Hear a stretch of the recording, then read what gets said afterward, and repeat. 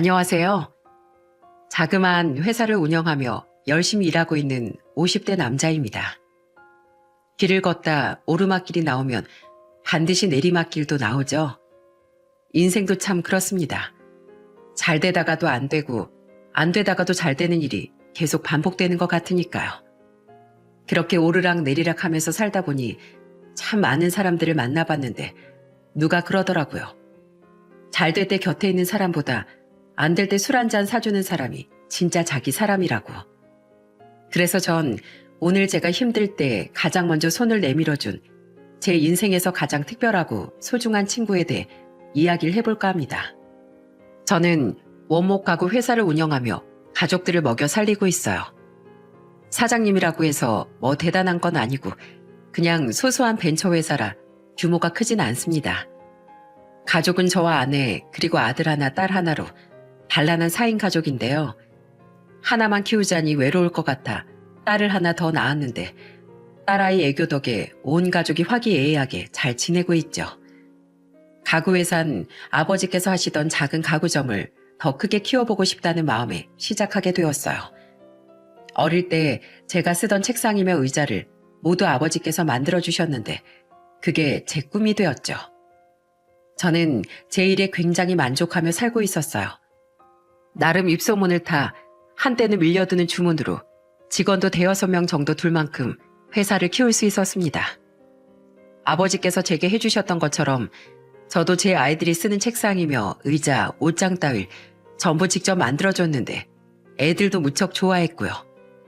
물론 벤처 회사라는 게 그렇듯 수입이 좀 왔다 갔다 하긴 했지만 그래도 직원들 월급 주고 우리 4가족 먹고 살 정도는 되었답니다. 특히 애들이 아직 어릴 땐 한창 사업이 잘 될 때라 순풍에 돛을 단 배처럼 모든 일이 순조로웠고요. 일이 바쁘긴 해도 집에 가면 애들 재롱의 모든 고단함이 싹 잊혀지는 충실하고 행복한 매일매일이었죠. 그저 조금 걱정이 있다면 딸아이가 체력이 약해서 잔병치레가 많았다는 거였는데요. 체력이 약해서 그런지 자주 코피를 흘리고 어디 살짝 부딪히기라도 하면 자꾸 멍이 들어서 아내가 참 속상했던 기억이 납니다. 여보, 아까 현아 다리 봤어? 세상에, 오늘은 글쎄 무릎이 새까맣게 멍이 들어서 온 거 있지.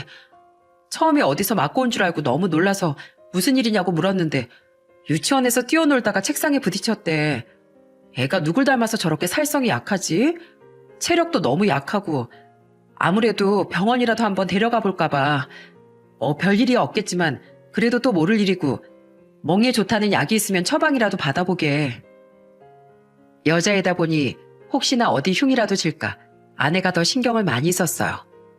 아직 어려 멋모르겠지만 커서 몸에 이런저런 흉이 많으면 딸아이가 나중에 속상해하고 주눅이 들까 노심초사했죠. 저 역시 평소 딸아이가 자주 여기저기 다쳐오는 게 마음에 걸렸던 터라 그렇게 하라고 말해주었고요. 그런데 며칠 뒤 그날도 밀려드는 주문 때문에 공장에 갔다가 뒤늦게 핸드폰을 보니 부재중 전화와 빨리 전화하라는 문자가 잔뜩 와 있더라고요. 처음엔 이 사람이 무슨 일이기에 이렇게 호들갑인가 했는데 아내와 통화라곤 그야말로 소스라치게 놀라고 말았습니다. 여보, 왜 이렇게 전화를 안 받아? 현아가, 우리 현아 어떡해. 우리 현아 백혈병이래. 여보 빨리 와. 의사 선생님이랑 이야기해야 되는데 나 너무 무서워서 혼자 못 듣겠어. 현아도 불안한지 애가 계속 울고 나 지금 어떻게 해야 될지 모르겠어. 빨리 와. 우리 현아 어떡해. 백혈병이라니. 이제 유치원을 다니는 어린애일 뿐인데 백혈병이라뇨. 처음엔 정말 누가 몰래 카메라라도 하는 거 아닌가 그런 생각이 들었습니다. 잔병치레 많이 하긴 해도 그렇게 밝게 웃고 잘 뛰어다니던 딸아이가 백혈병이라니 도저히 믿을 수가 없었죠. 병원으로 차를 몰아서 가는 길에 어찌나 손이 벌벌 떨리던지 이러다 사고라도 내고 병원으로 실려가는 게 아닌가 싶을 정도였습니다. 다행히 무사히 병원에 도착해 아내에게 전화를 하자 아내와 딸아이가 내려왔어요. 아내도 아내지만 현아도 어찌나 울었는지 눈이 새빨갛게 부었더군요. 저는 현아의 조망만한 손을 잡고 괜찮다고, 이제 아빠가 왔으니 전부 괜찮다고 말하며 안아주었습니다. 무슨 일인지도 모르고 그 말 한마디에 배시시 웃는 딸아이를 보는데 어찌나 마음이 아프던지요. 저는 자신은 무서워서 도저히 못 듣겠다며 대신 의사 선생님과 이야기해달라는 말에 고개를 끄덕이고 혼자 병원 안으로 들어가 의사 선생님을 만났습니다. 저 역시 불안하고 무서웠지만 어차피 딸아이와 함께 결과를 들을 수도 없었고 그렇다고 혼자 둘 수도 없으니 그게 최선이었죠. 선생님, 급성 림프모구 백혈병이라뇨? 하지만 저희 현아가 체력이 좀 약해서 그렇지 얼마나 건강한데요. 애들이랑도 잘 뛰어놀고 유치원도 잘 다니고 있습니다. 혹시 결과가 잘못 나왔을 가능성은 없나요? 다른 환자 거랑 바뀌었다던가 그럴 리가 없어요, 선생님. 다시 한 번만 확인해 주세요. 현아의 병은 급성 림프모구 백혈병으로 혈액암이었습니다. 보통 혈액검사, 골수검사를 통해 확진을 내리는데 현아의 경우 며칠 전 이미 검사를 받았고 오늘 검사 결과가 나온 거였습니다. 저는 도저히 믿을 수가 없어 몇 번이나 선생님께 재확인을 요청했지만 종이에 적힌 이름은 제 딸아이의 것이 맞았어요. 차라리 꿈이었으면 했습니다. 아직 어려서 너무나 작고 연약한 아이에게 암이라니. 왜 이런 가혹한 벌이 현아에게 내려진 것인지 도무지 이해할 수가 없었죠. 그나마 다행인 건 현아의 병을 상당히 빠르게 발견한 덕에 저위험군 진단을 받았다는 거였습니다. 만약 대수롭지 않게 넘기고 시간을 끌었다면 힘들었을 거라고 선생님께서 그러시더군요. 저 조그만한 어린아이가 큰 수술이라도 받아야 하면 어쩌나 걱정했는데 다행히 그것도 아니었고요.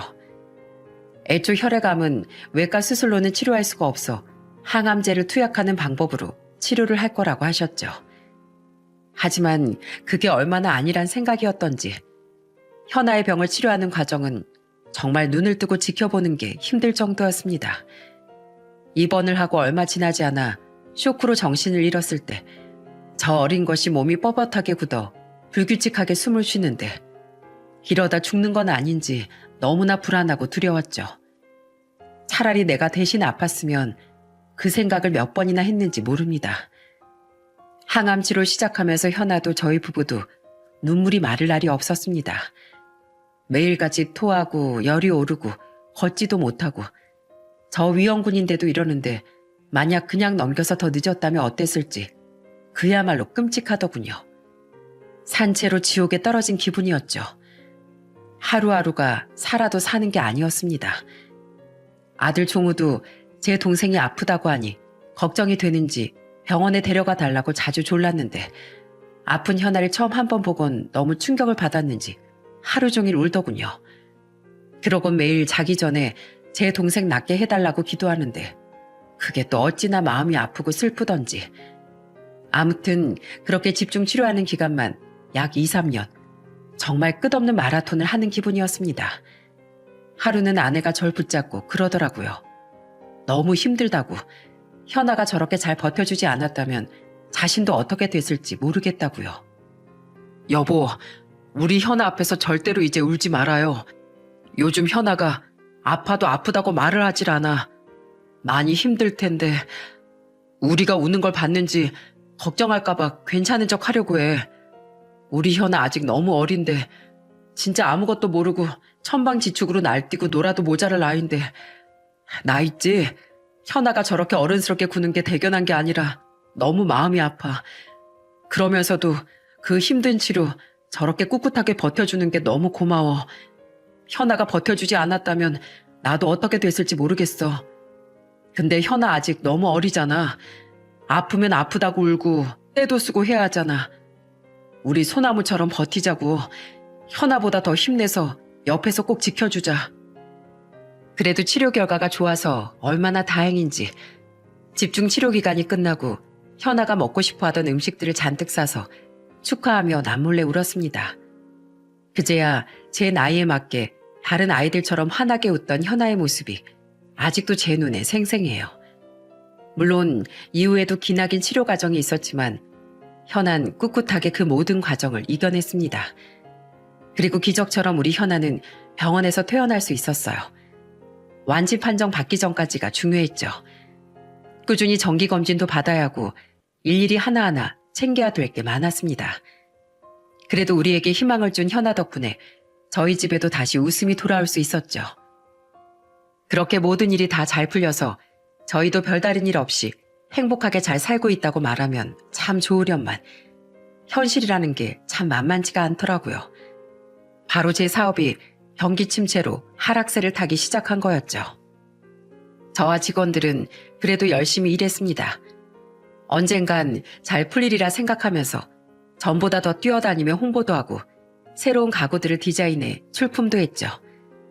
본래 벤처 사업이라는 게 그렇다 보니까 가구란 게 사람들이 빨리 쓰고 빨리 바꾸는 소품이 아니니까 그렇게 생각하면서 희망을 갖고 어떻게든 버티려 노력했습니다. 그렇게 열심히 발로 뛰니 가구 주문 제작을 맡겨주는 업체들이 하나둘 나타나더군요.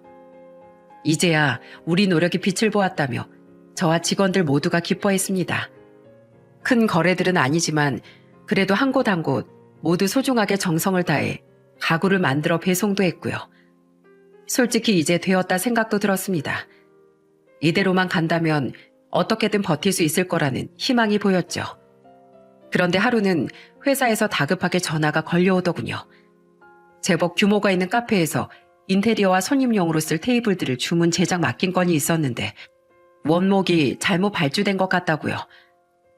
너무 놀라 아내를 병원으로 부른 뒤 저는 곧장 회사로 달려갔습니다.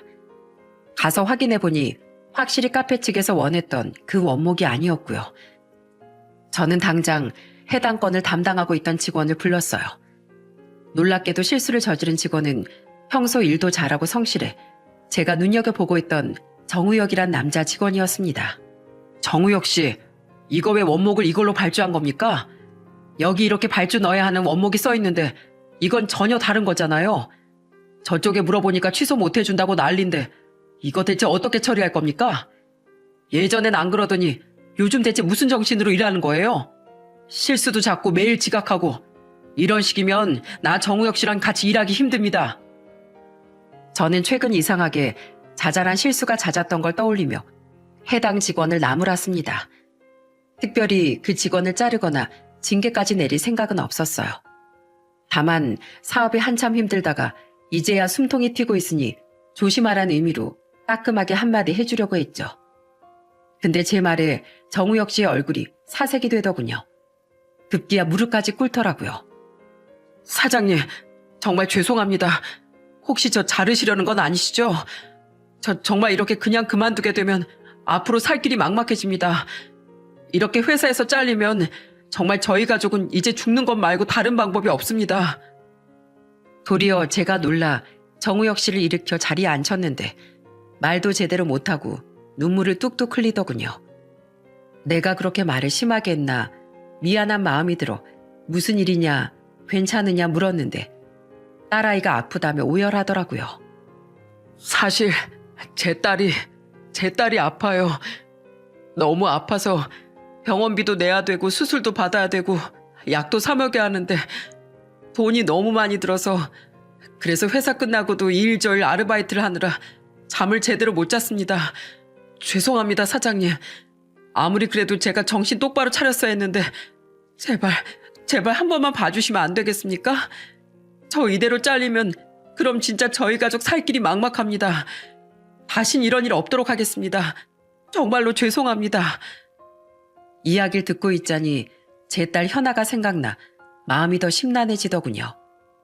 자식이 아프면 부모 가슴은 찢어지는 법인데 그 심정이 오죽하겠나 싶고 전 혹시나 도와줄 수 있는 일이 있을까 싶어 더 자세한 상황을 물어봤어요. 하지만 정우혁 씨는 말 못할 사정이 있는지 그저 죄송하다며 입을 다물었습니다. 하는 수 없이 일단 알겠다 하고 다시 일하라 돌려보냈는데 마음이 참 심란하더군요. 그래서 아내에게 전화해 여차저차 이러한 일이 있었다 말을 하며 잠시 상담을 했습니다. 아내는 제 이야기를 듣곤 깊은 한숨을 내쉬며 이렇게 말하더군요. 여보, 원래 그런 사람이 아니라니 그냥 한 번 덮어주는 게 어때요? 물론 회사의 손해가 막심하겠지만 사실 좋은 직원을 구한다는 게 그리 쉬운 일도 아닌데 본래는 일을 아주 잘했다면서요. 사실 나도 그렇게 생각해. 딸아이가 아프다면서 갑자기 우는데 뭐라고 더 말하기도 못하고 현아가 생각이 나더라고. 우리도 현아 아플 때 얼마나 마음고생이 심했어. 억만금을 준다고 해도 그때로 다시 돌아가기가 싫을 정도인데 그렇게 생각하니까 한편으론 이해가 돼서 사실 나도 그냥 덮고 넘길까 해. 결국 전 정우혁 씨에게 다음부턴 이런 실수하지 않도록 2번, 3번 확인하라 말해주고 그 일을 덮었습니다. 정우혁 씨는 정말 감사하다며 자신이 더 열심히 일하겠다고 몇 번이고 고개를 숙였고요. 회사가 입은 손해를 생각하면 속이 쓰리긴 했지만 그래도 정우혁 씨가 이해가 되었기에 마음은 가벼웠습니다. 정우혁 씨는 그 뒤로 정말 열심히 일했고 몇 건 정도 계약을 더 가져와 회사가 입은 손실을 메워주었고요. 하지만 시간이 지날수록 회사의 사정은 다시 점점 나빠졌습니다. 경기가 침체되다 보니까 자연스럽게 지갑을 닫는 사람들이 많아졌고 집안 가구를 바꾸거나 가게 인테리어를 바꾸는 사장님들도 줄어들었죠. 큰 회사들도 매출이 줄어들어 허리띠를 졸라맨다는 뉴스가 나오는데 저희 같은 작은 벤처 회사가 버틸 재간이 있을 리가 없었죠. 이 업계에도 어쩔 수 없이 전례 없는 불황이 찾아온 거였습니다. 처음엔 그래도 한번 일어났으니까 또 할 수 있다고 생각하며 모두가 열심히 노력했어요. 그런데 그저 회사의 비품을 아끼고 절약한다고 해서 해결될 일이 아니었습니다. 무리한다면 몇 개월은 버티겠지만 그때까지 경기가 좋아지지 않으면 부도가 날지도 모를 상황까지 온 거였죠. 상황이 그 모양이니 당연히 직원들 월급을 주는 것도 점점 부담스러워졌고요. 결국 전 하는 수 없이 직원들을 정리해고하고 1인 기업으로 처음부터 다시 시작하기로 마음을 먹게 되었어요. 갑자기 직장을 잃게 될 직원들에겐 안 된 일이지만 저도 달리 도리가 없었죠. 직원들 월급은커녕 온 가족이 전부 바닥에 나앉게 생겼으니 저도 살 방법을 찾아야만 했습니다. 그렇게 공지를 하고 직원들 하나하나 마지막 면담을 하고 퇴직금과 월급을 챙겨주는데 왜 그렇게 허탈하고 슬프던지. 아버지가 하던 일을 이어받아 키워온 피땀 어린 회사였기에 더 마음이 아팠습니다. 불황에 이렇게 해골하게 되어 직원들 걱정도 되고 미안하기도 많이 미안했고요. 다행히 다들 상황은 잘 알고 있었기에 수긍하고 서로 좋은 말을 건네며 헤어질 수 있었습니다. 딱 한 사람 정우혁 씨만 제외하면 다들 크게 걱정이 되지 않았죠. 그 중에서도 정우혁 씨가 갑자기 울면서 제 앞에 무릎을 꿇더군요. 너무 놀라서 왜 그러느냐, 일어나라. 정말 미안하지만 나도 방법이 없다고 말을 하는데 그 직원이 충격적인 이야기를 꺼내더군요. 사장님, 제발 어떻게든 해고만은 제발 다시 고려해 주시면 안 될까요? 지금 이렇게 회사를 그만두게 되면 당장 먹고 사는 게 막막해집니다. 전에 제가 제 딸아이가 어디가 아픈지 말씀 못 드렸죠? 사실 우리 딸아이가 은비가 분열뇌증으로 뇌병변 1급 장애 판정을 받았어요. 지금 7살인데 다른 애들 한창 뛰어놀 나에 혼자 일어나 앉지도 못하고 몸도 제대로 못 가눕니다. 매달 들어가는 병원비며 약값, 회사에서 잘리면 도저히 감당이 안 됩니다. 그렇다고 아픈 아이를 그냥 둘 수도 없지 않습니까? 제발 어떻게 좀 안 될까요? 사람 하나 살리신다고 생각하고 제발 부탁드립니다. 정우혁 씨의 딸이 아프다는 건 알고 있었지만 장애 판정까지 받았다는 사실을 저는 그날 처음으로 알았어요. 정우혁 씨 역시 주위에 그런 이야기를 하면 부담스러울까봐 처음으로 다른 사람에게 말을 해봤다더군요. 그러면서 처음으로 자신의 이야기를 털어놓는데 얼마나 충격을 받았던지 내가 좀 더 관심을 가지고 도와줬다면 좋았을 텐데 하며 후회가 될 정도였습니다. 전 분열뇌증이라는 병명이 생소해서 알아보니 선천성 기형질환으로 뇌병변 장애를 비롯한 복합장애를 수반하는 희귀질환이라더라고요. 한마디로 아주 무섭고 병원비가 많이 들어가는 병이었어요. 처음에 분열뇌증이란 진단을 받고 의사 선생님께 설명 들었을 땐 정말 세상이 무너지는 줄 알았어요. 저 어린 것이 혼자 일어나거나 앉을 수도 없다니 정말 신이 있다면 이럴 수는 없다며 원망도 많이 했죠. 하지만 어쩌겠습니까? 어떤 모습으로 어떤 병과 장애를 가지고 있든 제 자식이지 않습니까? 딸아이와는 의사소통조차 제대로 되지 않았지만 그래도 방긋방긋 웃는 얼굴을 보면서 뭐든 이겨낼 수 있다고 자신했죠.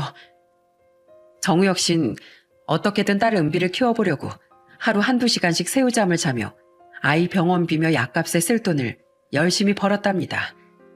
낮엔 회사에서 퇴근하곤 야간 도로 공사며 대리며 이것저것 안 해본 일 없이 닥치는 대로 일했다더군요. 정우혁 씨 아내 역시 집에서 하루 종일 딸아이의 병수발을 들며 열심히 살았답니다. 처음 2, 3년 정도는 그래도 어떻게든 입에 풀칠을 하며 버텼다고요. 근데 어느 날부턴가 집에 오면 아내가 없는 일이 많아졌어요. 전화하면 애가 자는 동안 반찬도 가지고 올 겸 친정에서 자고 온다고 했죠. 그래서 제가 그게 말이 되냐, 아무리 그래도 아픈 애 혼자 놔두면 어쩌느냐 나무랐더니 그러더라고요. 그럼 돈을 많이 벌어주던가 왜 자신에게 화를 내느냐고요. 네, 그때까지 아내에게 비록 화를 내긴 했어도 이해는 했습니다. 오죽하겠어요. 걷지도 앉지도 못하는 딸아이 또 오줌 치우며 하루 종일 집에만 있으니 자신도 갑갑했겠죠. 아픈 자식을 지켜보는 부모 심정이 그것도 하루도 이틀도 아니고 몇 년을 그렇게 반복했으니 그럴 만도 했죠. 그래서 나중엔 그냥 알겠다 그러라고 했는데 어느 순간 애는 뒷전이고 이 사람이 밖으로만 나돌더라고요. 너무 수상해서 한 번은 몰래 뒤를 밟아봤는데 글쎄 남자가 있지 뭡니까? 그야말로 머리에 피가 거꾸로 솟는 것 같았어요. 아픈 아이를 두고 남자를 만나다니 이게 있을 수 있는 일입니까? 정우혁 씨는 아내에게 네가 그러고도 엄마라고 할 수 있느냐며 싸웠지만 소용이 없었답니다. 오히려 자신은 잘못이 없다고, 당신이 변변치 못하니 애도 저렇게 태어난 거 아니냐며 모진 말만 들었다고요.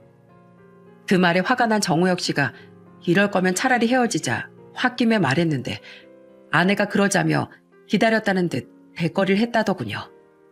애 똥기저귀 가는 게 지긋지긋하다고, 하루 24시간을 일해도 고기 한 점 사 먹는 것도 큰맘 먹어야 하는 생활이 진절머리가 난다면서요. 제가 알던 아내는 이미 없다는 걸 그때 처음 깨달았어요. 딸아이를 헌신적으로 돌보고 아껴줬는데 어떻게 그렇게 변할 수가 있는지, 그래도 자기 배 아파 낳은 자식인데 사람도 아니란 생각만 들었습니다. 그래서 다시 한번 이혼하고 위자료를 청구하겠다고 말했더니 글쎄 아내가 어떻게 했는지 아십니까? 다음날 제가 사람을 불러 애를 부탁하고 잠깐 일하러 간 사이 자기 짐을 전부 챙겨서 도망을 갔더라고요. 혹시나 해서 통장과 인감 같은 걸 전부 가지고 나왔기에 망정이지 집에 그나마 남아있던 것들은 아주 싹싹 긁어 도망을 갔더라고요. 간병인 분이 그러시는데 웬 젊은 남자랑 같이 왔다고 하는데 아마 그 남자가 아내의 불륜 상대인 듯 했어요. 이후 정우혁 씨는 아내를 마음에서 지우고 이혼을 했다고 합니다. 법원 측은 정우혁 씨의 손을 들어 친권과 양육권을 모두 정우혁 씨가 갖게 되었고 그 아내에겐 위자료와 양육비를 지급하라고 명령했고요. 하지만 정우혁 씨의 아내는 그대로 연락이 두절되어 한동안 연락조차 없었다고 합니다. 딱 보니 양육비를 주기 싫어서 여기저기 도망 다닌 걸로 보였어요. 생활이 너무 어렵고 힘들어 몇 번 사람을 찾아준다는 곳에 이야기해 조사도 해봤지만 행방이 묘연했다고도 했습니다.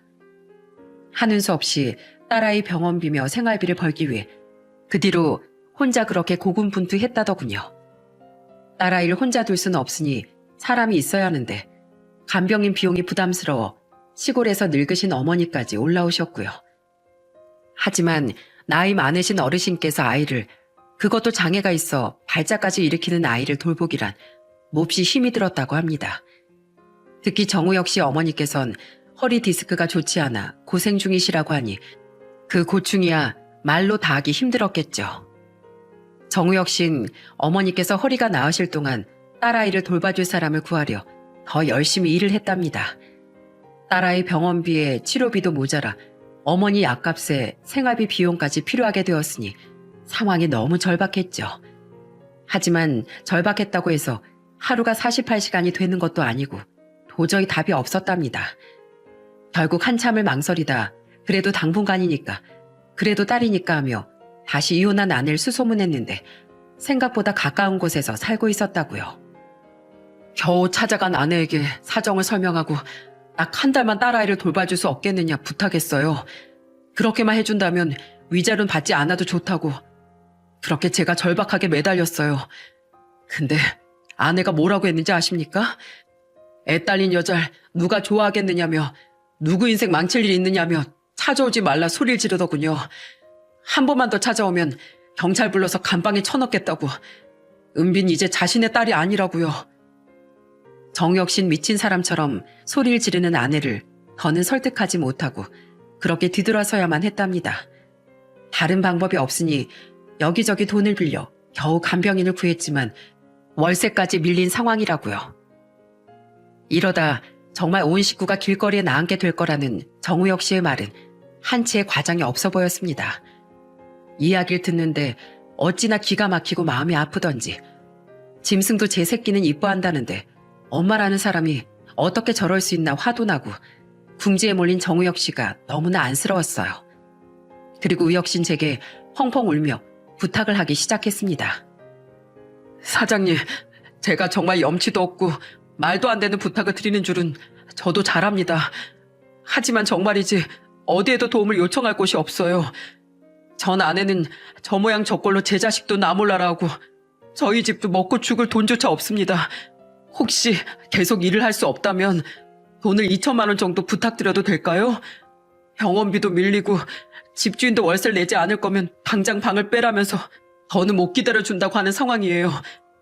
저 혼자 몸이면 길바닥에서라도 자면 막노동이라도 하고 어떻게든 살겠지만 제 딸아이나 어머니는 그런 생활을 버틸 수가 없습니다. 정말 이렇게 부탁드립니다. 도와만 주신다면 제가 반드시 돈도 갚고 그 은혜도 꼭 갚겠습니다. 저는 일단 정우혁 씨에게 하루만 생각할 시간을 달라고 말하고 집으로 돌아왔습니다. 현관에 들어서자마자 종우와 현아가 쪼르르 달려나와 저를 반기는데 그 광경이 참 평소와 다르게 느껴지더군요. 내가 힘들다 하지만 그래도 난 아직 살만하구나. 정우혁 씨는 지금 얼마나 힘들까 생각도 들고 여러모로 마음이 심란했습니다. 하지만 제가 생각하기에 정우혁 씨의 상황은 일을 계속한다고 해서 해결될 것이 아니었어요. 당장의 상황에서 벗어나 뭔가 제대로 된 다른 일을 할 수 있을 돈이 필요해 보였죠. 결국 저는 아내를 불러 모든 상황을 말하고 의논을 했습니다. 아내는 제 이야기를 들으며 화를 냈다가 눈시울을 붉혔다 하더니 한동안 말이 없었고요. 사실 그 당시 저희 상황으로도 2천만 원은 너무나 큰 돈이었거든요. 그 돈을 빌려주려면 대출이라도 받아야 할 판이니 결정이 쉽지가 않은 게 당연했죠. 하지만 전 이미 마음이 어느 정도 굳은 상태였고 조심스럽게 아내의 손을 잡고 부탁했습니다. 그 돈 집담보 대출이라도 받아서 내주자고. 내가 무슨 짓을 해서라도 그 돈은 다 갚을 테니 걱정 말라고. 우리도 현아 아팠을 때를 생각해보면 얼마나 힘들었냐고 말하면서요. 여보, 돈을 빌려주면 나중에 못 돌려받을지도 몰라. 하지만 당신도 나도 알잖아. 우리 현아 아플 때 얼마나 마음고생했어. 차라리 내가 아팠으면 싶고 그렇게 만약 현아가 죽는다면 차라리 따라 죽고 싶다고 그렇게 생각했잖아. 정우혁 씨도 아마 지금 딱 그럴 거야. 딸아이 아픈 것도 힘든데 애엄마란 사람이 자식을 버리고 남자와 도망까지 갔다니. 우리 그냥 어디 여행 한번 크게 다녀왔다고 생각하고 빌려주자고. 사실 여행보다 더 가치 있는 일이잖아. 아내는 한참을 제 얼굴을 쳐다보곤 한숨을 푹 내쉬며 결국 고개를 끄덕였습니다. 제가 선뜻 그 큰 돈을 내어주자 할 만한 사람이라면 자신도 믿겠다고 말하면서요. 난 솔직히 그 사람 잘 몰라. 하지만 당신이 그렇게 말하니까, 그리고 우리 현아 생각도 나고 그래서 너무 마음이 아프니까 당신 하자는 대로 할게. 당신이 나 생각이 있겠지. 뭐 나쁜 일도 아니고 좋은 일에 쓰는 거니까 당신 말대로 우리 그냥 여행 다녀왔다고 생각하자. 사진 한 장 없어도 세상에 다시 없을 가장 아름다운 여행을 다녀왔다고 그렇게 생각할게. 대신 당신 더 힘내야 돼. 알지? 다른 사람 사정도 안타깝지만 우리 종우, 현아 생각해서 더 열심히 해야 돼. 이해해줘서 고마워 여보. 내가 앞으로 더 잘할게. 돈도 많이 벌고 그래서 당신이랑 우리 종우 현아 데리고 진짜 여행도 가고 그렇게 할 수 있게 노력할게. 저는 다음날 곧장 대출을 받아 정우혁 씨를 만나 입금을 해주었습니다. 정우혁 씨는 제가 정말로 그 큰 돈을 내어줄 거라곤 생각지 않았는지 계좌에 입금된 돈을 보고 화들짝 놀라며 눈물을 펑펑 흘렸고요. 감사합니다. 제가 이 은혜는 정말 살아서도 갚고 죽어서도 꼭 갚겠습니다. 이 돈이 제게 얼마나 지금 중요한지 생명과도 같은지 모릅니다. 절대로 이 은혜 잊지 않을게요. 제가 무슨 짓을 해서라도 2배, 아니 3배로 갚아드리겠습니다. 텅 빈 사무실에서 정우혁 씨가 아이처럼 큰 소리로 엉엉 우는데 저도 눈물이 나더군요. 나중에 어떻게 알았는지 주위에서 제게 멍청하다, 바보 같다며 수군거리긴 했지만 뭐 아무래도 좋았어요. 차라리 제가 속은 거라면 그게 더 다행이 아닌가 생각했거든요. 제가 속은 거라면 잠도 못 자고 하루 종일 일하는 정우혁 씨도 혼자선 일어나지도 앉지도 못한다는 그 딸도 모두 괜찮은 걸 테니까요. 무엇보다 그때 전 그렇게 생각했어요. 아이가 아픈데 약값이나 병원비가 없어 슬퍼하는 부모가 없었으면 좋겠다고.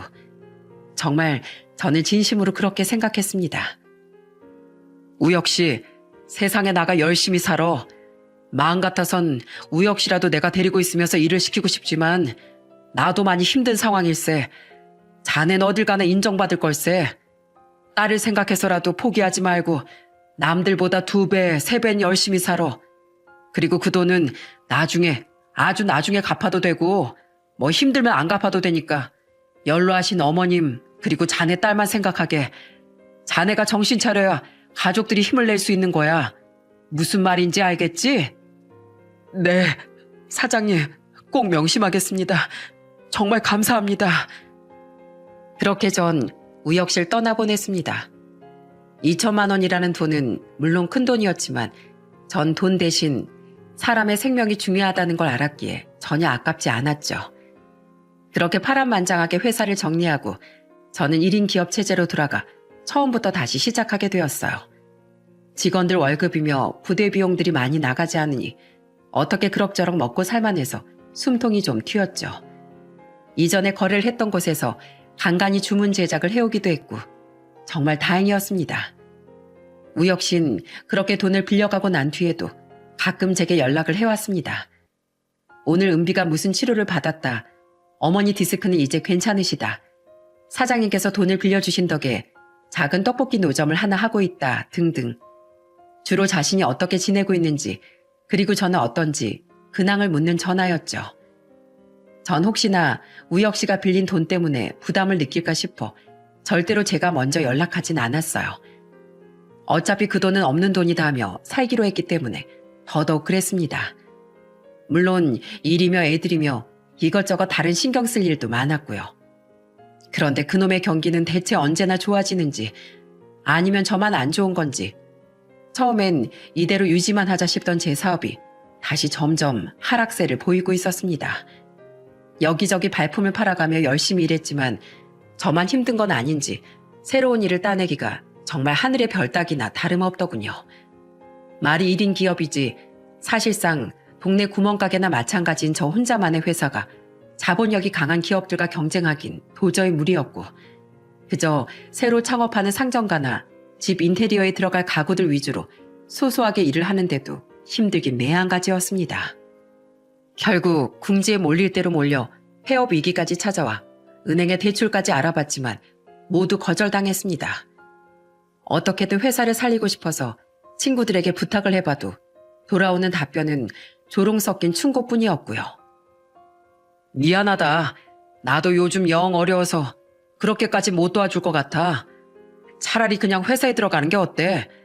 벤처도 옛날에나 벤처 열풍이니 뭐니 했지. 요즘은 다들 힘들어하잖아.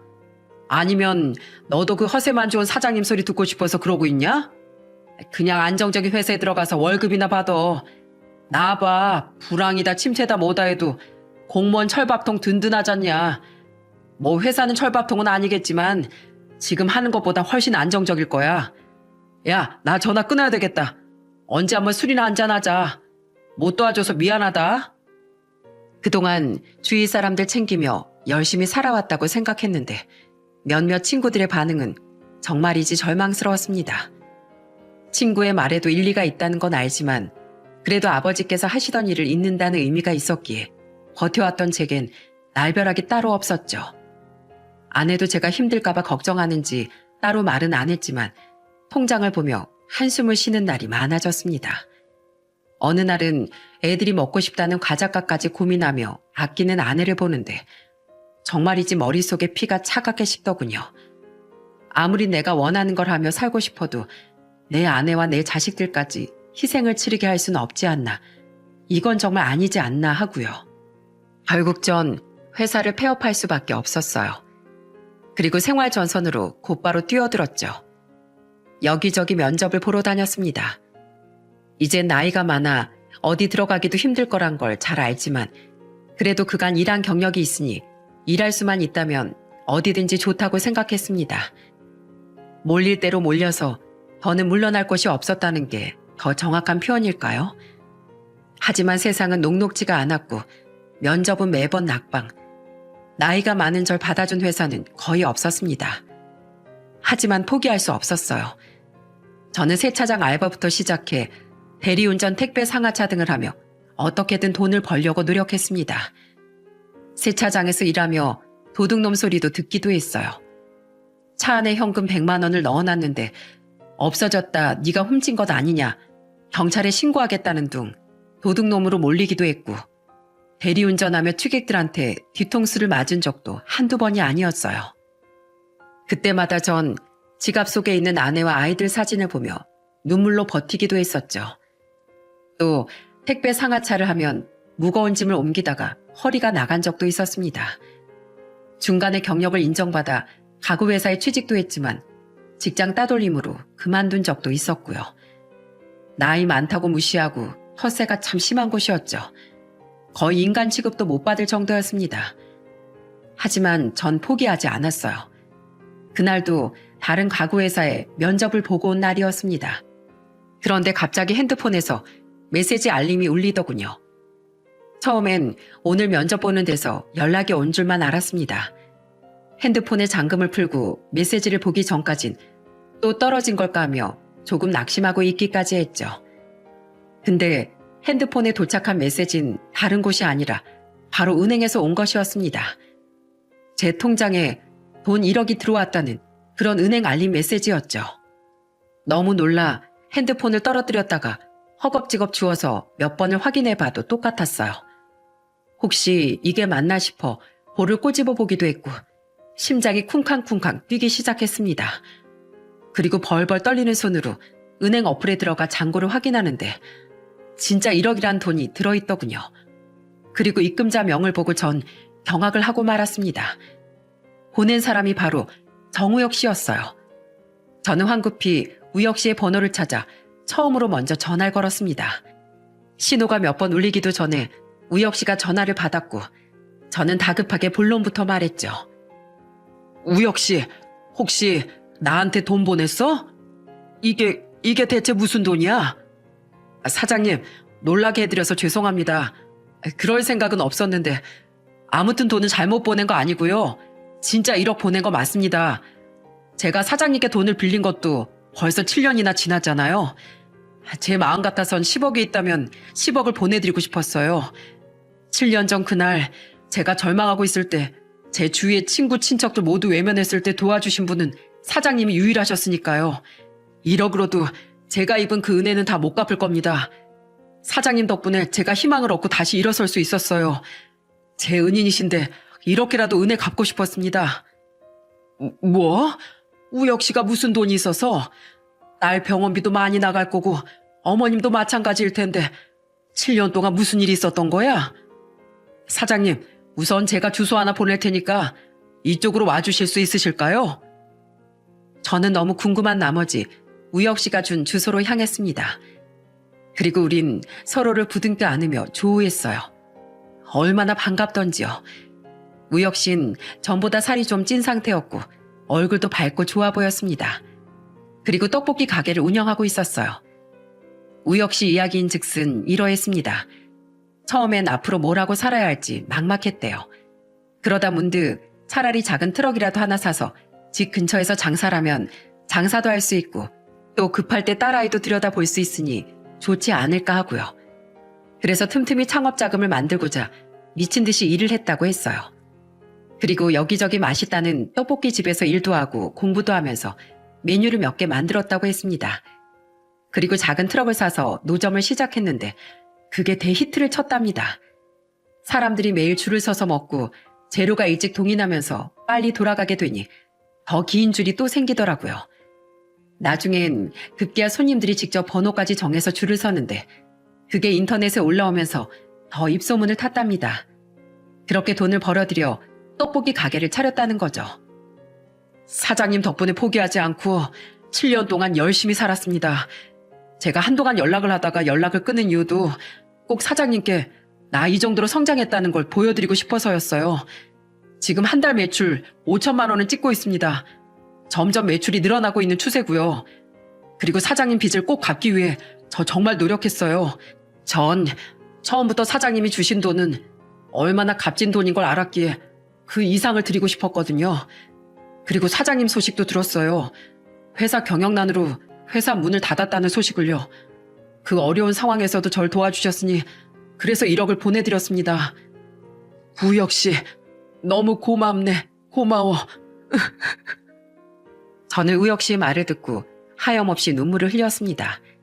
사람이 가장 힘들 때 누군가가 날 생각해주는 그 마음이 너무 따뜻하고 고마웠어요.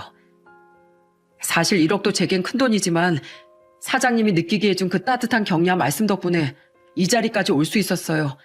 사장님, 절 받으십시오. 감사합니다. 아이고, 이러지 마. 왜 이래? 우혁 씨는 지금이 행복하다고 말했어요. 덕분에 직원들도 고용했고 간병인도 불러 딸아이도 돌볼 수 있게 되었다고요. 심지어 지금은 프랜차이즈 이야기까지 나오고 있는데 곧 법인을 만들어 진행할 예정이라고 했습니다. 인터넷 덕에 정우혁 씨가 만든 떡볶이가 한창 유행 중이라 가맹점으로 들어오고 싶다는 사람이 몇 있다면서 그 가게들에 들어갈 가구를 전부 저에게 맡기고 싶다면서요. 물론 떡볶이 회사가 너무 많아 경쟁이 치열하겠지만 자신 있다고 했죠. 그 늠름한 모습이 얼마나 보기 좋았는지 모릅니다. 그날 그렇게 우혁 씨와 헤어지고 가장 먼저 집으로 달려갔어요. 이 기쁜 소식을 가족들에게 빨리 말해주고 싶었어요. 아내에게 상황을 설명하자 아내가 마구 오열을 하는데 저도 모르게 그만 왈칵 눈물이 쏟아지더군요. 정말이지 서로 부둥켜 안고 한참을 울었습니다. 애들은 제 엄마가 오니까 불안했는지 옆에서 같이 울고 그렇게 울다가 웃다가 몇 번이나 반복했는지 몰라요. 슬픔의 눈물이 아닌 기쁨과 감격의 눈물이었죠. 세상에, 우혁 씨가 그냥 그렇게 모르는 척 할 수도 있었을 텐데 당신 선택이 틀리지 않았네요. 사실 그때 대출받아서 우혁 씨를 도와준다고 했을 때 나 많이 불안하고 화도 났어요. 당장 우리 식구들이 굶어 죽을 판인데 힘든 직원을 도와준다고 하니까. 근데 역시 사람은 바르고 착하게 살아야 하나 봐. 여보, 정말 고생 많았어요. 그리고 나 다 알아. 당신 요즘 매일 면접 보러 다니고 우리 가족들을 위해 희생한다는 거. 그래서 하늘이 이런 복도 다 준 거니까. 그러니까 우리 이제 행복하자. 우혁 씨에게 고맙다고, 정말 너무 감사하다고 꼭 전해줘요. 진짜 밥이라도 같이 먹자고, 얼굴 한번 보자고, 꼭이요. 그래, 알았어. 내가 꼭 자리 마련할게. 당신도 그동안 고생 많았어. 내가 못나서 그간 그런 고생이나 시키고 애들 학원도 제대로 못 보내주고 맛있는 거 못 사 먹이고 했는데 이런 못난 날 믿어주고 기다려줘서 정말 고마워. 나 약속 꼭 지킬게. 당신이랑 우리 종우 현아에게 더 든든한 가장이 될게. 저는 그렇게 우혁 씨가 준 돈으로 다시 회사를 창업하게 됐습니다. 그리고 부족한 비용까지 우혁 씨가 투자를 해줬어요. 그 덕분에 어렵지 않게 회사를 운영해 나갈 수 있었죠. 그리고 우혁 씨도 정말 법인을 설립해 프랜차이즈 사업을 시작했고 지금은 가맹점이 5호점까지 생겨났습니다. 아직은 사람들이 많이 몰라보지만 가맹점이 하나하나 생기면서 자긍심과 감사함을 느낀다고 하더군요. 그리고 처음에 저에게 약속했던 대로 가맹점들에 들어갈 모든 가구를 제게 맡겼는데 덕분에 제 일이 많이 바빠졌습니다. 혼자서는 도저히 할 수가 없어 예전에 일했던 직원들에게 연락했고 그렇게 이전의 직원들이 다시 모이게 되었죠. 그리고 또 하나 기쁜 소식이 있답니다. 우혁씨 떡볶이 회사 6호점이 오픈 중인데 그 6호점 주인은 바로 제 아내랍니다. 아내는 그동안 우혁씨 가게에서 일하면서 일을 배웠는데 우혁씨의 제안으로 6호점을 오픈하게 되었죠. 모든 지원을 우혁씨가 다 해주면서까지 말입니다. 그리고 어느 날 아내가 우혁씨를 집에 초대했더군요. 아이고, 우리 대표님 오셨어요? 대표님 덕분에 제가 사장 소리 들어보겠네요. 너무 영광입니다. 평생 받들겠습니다. 아이고, 형수님 왜 이러세요? 나 부끄럽게. 우리 6호점 사장님, 제가 오히려 잘 부탁드립니다. 제가 받들겠습니다. 이렇게 내 앞에서 대표님 사장님 하며 장난을 치는데 얼마나 그 광경이 보기 좋았는지 모릅니다. 저희 아이들도 배꼽 잡고 웃으며 좋아했고요. 행복이 별거 없더라고요. 이 모습이 행복이지 싶었습니다. 지난 세월이 정말 꿈만 같았습니다. 정말 더할 나이가 없었어요. 그렇게 힘들고 고단하고 지쳤는데 일이 이렇게까지 잘 풀리니 모든 것이 너무나 행복하고 감사했죠. 세상이 아직 살만하구나. 역시 내가 사람을 잘못 보지 않았다. 이런 생각도 들었고요. 우혁인 이제 절 형님이라고 부르며 절 진짜 형처럼 대하는데 저도 우혁일 동생처럼 여기며 한 가족으로 대하고 있습니다. 제게 동생이 하나 생겨 하루하루가 행복하답니다. 이렇게 그 힘든 고난들을 다 이겨내고 지금에 와서 과거를 돌이켜보면 정말이지 사람이 가질 수 있는 가장 큰 재산은 돈도 명예도 아닌 결국 사람인 것 같다는 생각이 드는 요즘이네요. 제가 우혁이와 은비를 도울 때 모두가 바보라고 손가락질했지만 그 일이 결국 큰 복이 되어 이렇게 돌아온 것을 보면요. 복이란 결국 뿌린 만큼 거두는 큰 농사와 비슷한 것 같아요. 모두 좋은 사람들 많이 만나 복 많이 받으시길 바랍니다. 지금까지 길고 긴 제 이야기를 들어주신 모든 분들께 진심으로 감사드립니다.